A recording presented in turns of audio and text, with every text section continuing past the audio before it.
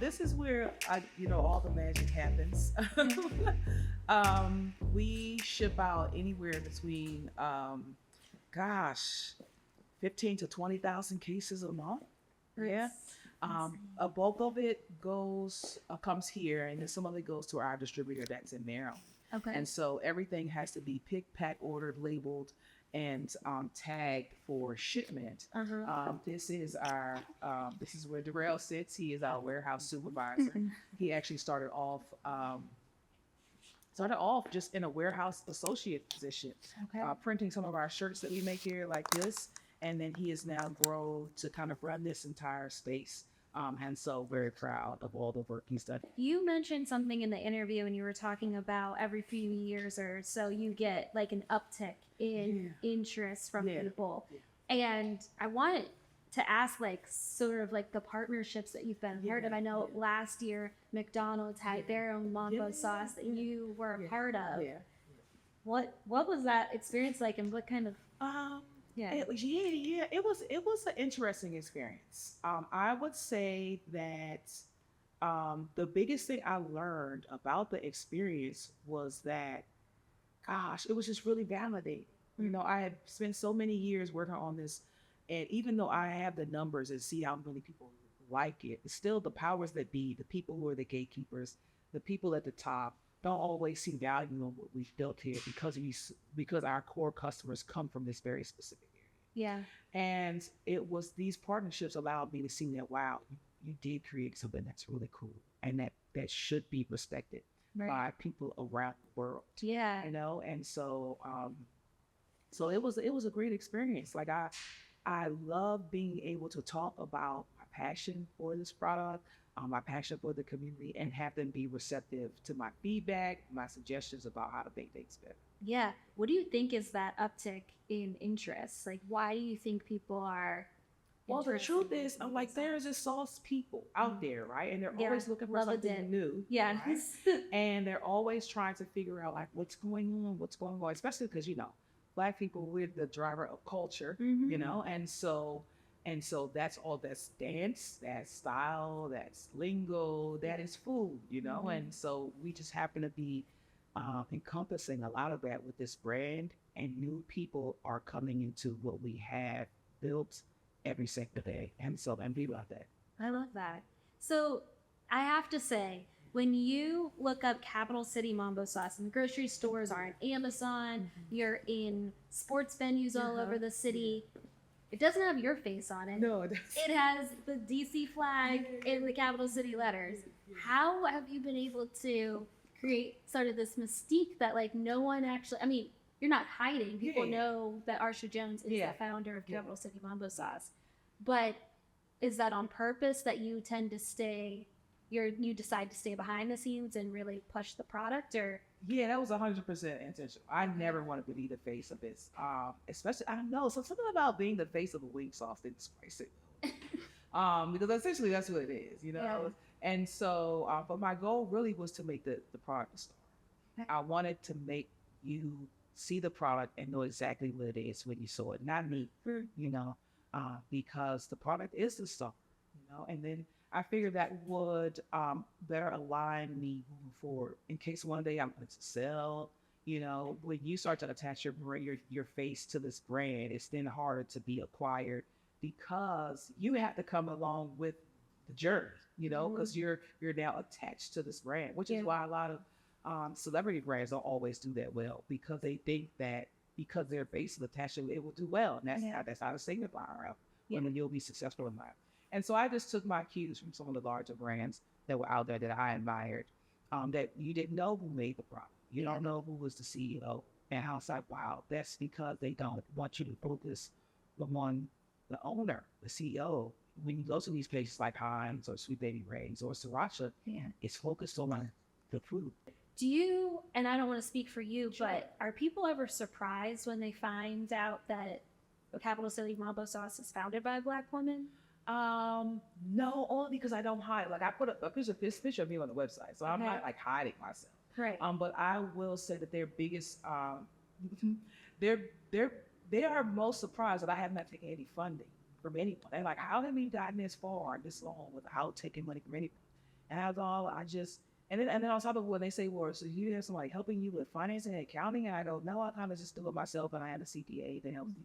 And they go, like, how are you doing this? And I go, I don't know. But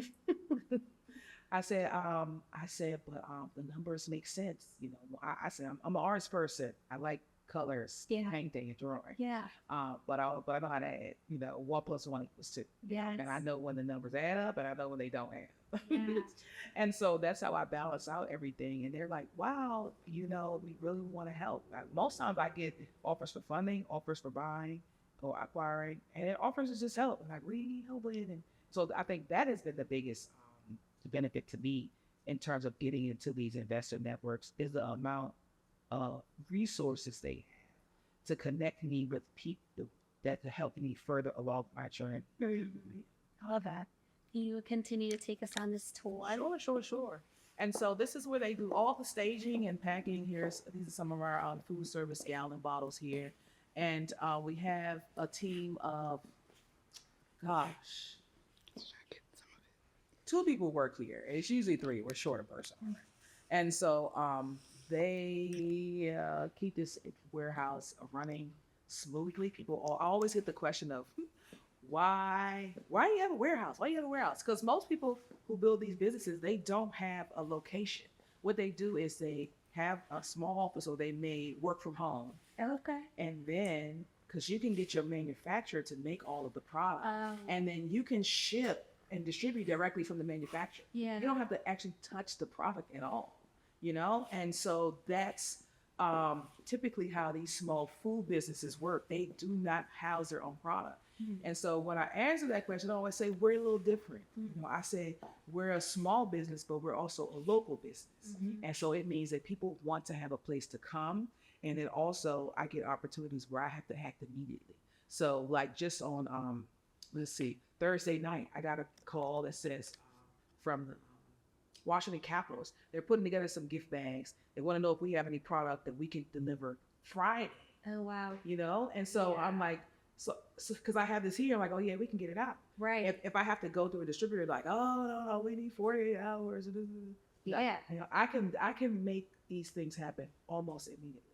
So are they making the product here and then packaging it in here as well? No. So we have a manufacturer out in North Carolina that makes a product, and what they do here is they kind of reorganize and rebox things depending on who they need. So we have this conveyor belt here.